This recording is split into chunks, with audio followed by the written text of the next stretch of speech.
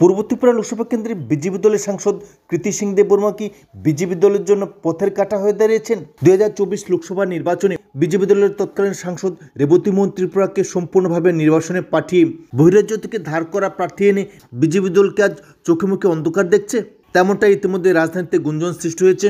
বিশেষত বিজেপি দলের জনজাতি মোর্চার নেতৃত্বরা ব্যাপকভাবে অভিযোগ তুলছেন যে প্রদ্যুৎ কিশোর দেববর্মার বোন তথা বিজেপি দলের পূর্ব ত্রিপুরা লোকসভা কেন্দ্রের সাংসদ কৃতি সিং দেববর্মার কারণেই পূর্ব ত্রিপুরা লোকসভা কেন্দ্রের জনজাতি মোর্চা সম্পূর্ণভাবে পঙ্গু হয়ে গিয়েছে এবং 2018 সালের পর হতে এর যে জনজাতি মোর্চা গুরুত্বপূর্ণ ভূমিকা নিয়ে বেশ কিছু সংখ্যক বিধায়ক মন্ত্রিসভা পাঠাতে সক্ষম হয়েছিল। সে সঙ্গে দলীয় কাঠামোকে মজবুত করার ক্ষেত্রে বিজেপি জনজাতি মোর্চার নেতৃত্বরা গুরুত্বপূর্ণ ভূমিকা নিয়েছিলেন এবং সেক্ষেত্রে সবচেয়ে বড় অবদান ছিল তৎকালীন সাংসদ রেবতী মোহন ত্রিপুরার। কিন্তু সাম্প্রতিক সময়ে পূর্ব ত্রিপুরা লোকসভা কেন্দ্রের বর্তমান সাংসদ কৃতি সিং দেববর্মা দলের সঙ্গে কোনো ধরনের সুসম্পর্ক রাখছেন না। তবে সবচেয়ে তাৎপর্যপূর্ণ বিষয় হলো পূর্ব ত্রিপুরা লোকসভা কেন্দ্রের বিজেপি দলের সাংসদ আজ দলের সঙ্গে কোনো ধরনের সম্পর্ক রাখছেন না। আরও তাৎপর্যপূর্ণ বিষয় হলো যে বিজেপি জনজাতি মোর্চাকে সম্পূর্ণভাবে পঙ্গু করে অন্য একটি আঞ্চলিক দলের প্রতিনিধিদের সঙ্গে সুসম্পর্ক বজায় রাখার চেষ্টা করেন। তার ফলে পাহাড়ে আজ বিজেপি জনজাতি মোর্চা এক অচল পশায় পরিণত হয়ে গিয়েছে। সাইনবোর্ড সর্বস্ব দলে পরিণত হয়েছে। দলের কোনো ধরনের রাজনৈতিক কর্মসূচি নেই।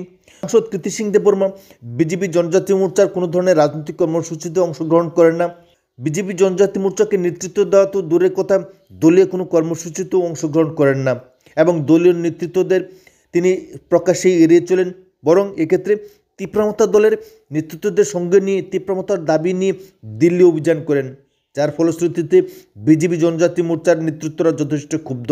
বিজেপি জনজাতি মোর্চার বেশিরভাগ নেতাকর্মী দল থেকে নিজেকে গুটিয়ে নিয়েছেন এবং যার ফলে পাহাড়ে বিজেপি আজ সাইনবোর্ড সর্বস্ব দলে পরিণত হয়েছে এবং এই শূন্যস্থান পূরণের ক্ষেত্রে এগিয়ে এসেছে সিপিএম দল।